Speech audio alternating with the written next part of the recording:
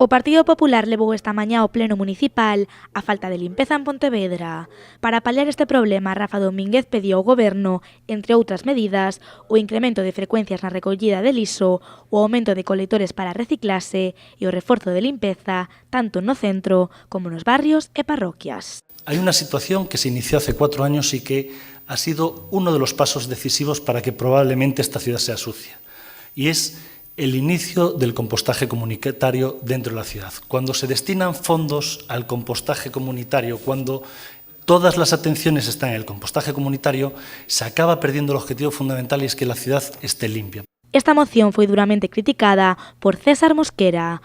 O concelleiro nacionalista asegurou que hai un responsable directo da falta de limpeza que hai en toda a cidade. Resulta que nos contadores que saliron como fotografados na prensa, sempre había por atrás un infractor definido e intencionado.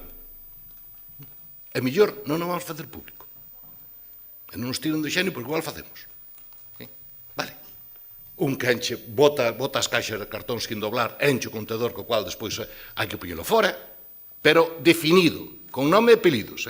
Teño grabado un señor, despois foi na lista vosa, que era director do parador, que daba orden de botar a deshora, e despois, sí, e despois mandaba notas á prensa criticando que o contador estaba cheo de residuos a destempo. Unhas acusacións que non pasou por alto o voceiro do Partido Popular. Le pido, por favor, que me aclare esta situación, quién hizo las fotos y el vídeo, de dónde lo sacó, si fue la policía local, si fue usted, si fue algún compañero. Esto no es admisible, no estamos en un estado policial. Yo creo que aquí hay que defender los derechos fundamentales. Y usted acaba de decir que tiene vídeos de pontevedreses usando mal los servicios. Si los tiene y conoce algún delito, por favor, le pido que vaya inmediatamente a donde sea responsable y a donde sea pertinente para declararlo, porque usted aquí acaba de hacer, conozco un delito y no lo conozco y no lo digo. ¿Tiene usted vídeos de quién? ¿De quién, cómo, cuándo y dónde los consiguió? ¿Y quién se los enseñó? No es una tontería, estamos hablando de una cosa muy seria. Rafa Domínguez exixiu tamén ao Goberno Municipal que levase a cabo tarefas de desratización na cidade. Unha petición que foi respondida así polos nacionalistas. As ratas son necesarias. Nunha cantidad para manter un servicio de limpeza. Evidentemente, hai que telas reducidas. Antes dabas unha cifra de 4,5 por habitante, ahora baixou moitísimo, e demais. Bueno. Entón, que pasa? Normalmente están asociados ao servicio de limpeza, que non xestionan o servicio de alcantarillado que o servicio de agua.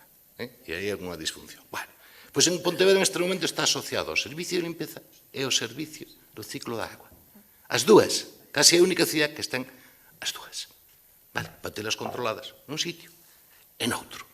Finalmente, esta moción para mellorar a limpeza na cidade foi rexeitada cos votos en contra do Bloque Nacionalista Galego e do Partido Socialista, así como tamén o foi a proposición da baixada do IBI do Partido Popular ou a moción de Cidadáns na que se pedía que se declarase o estado de emerxencia climática. Neste eido, se algo nos deixa este pleno é esta imaxe, a decisión do goberno local de servir a auga en serras e non en botellas como ata agora.